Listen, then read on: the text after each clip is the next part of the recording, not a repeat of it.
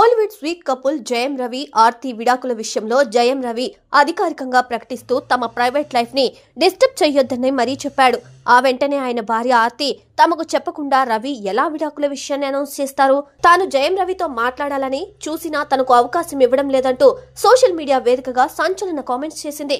తాజాగా జయం రవి భార్య ఆర్తి ఆరోపణలపై బ్రదర్ మూవీ ప్రమోషన్స్ లో స్పందించారు. మా డివోర్స్ పై ఎన్నో రకాల డిస్కషన్స్ జరుగుతున్నాయి. కొంతమంది నా బాధను అర్థం చేసుకుంటున్నారు.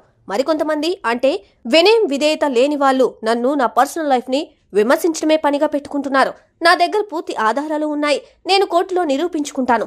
నిజం బయటికి వచ్చినప్పుడు నాపై ఆరోపణలు చేసేవారంతా తగిన చర్యలకు సిద్ధంగా ఉండండి. నేను ఎంతో జాగ్రత్తగా స్క్రిప్టులు ఎంపిక చేసుకుని కెరీర్ ని నడిపించుకుంటున్నప్పటికీ నా పేరు ప్రతిష్టలు దెబ్బతీసేందుకు చాలా మంది ప్రయత్నం చేస్తున్నారు. నేను డివోర్స్ నోటీసు ఇచ్చింది ఆర్తి తండ్రికి కూడా తెలుసు.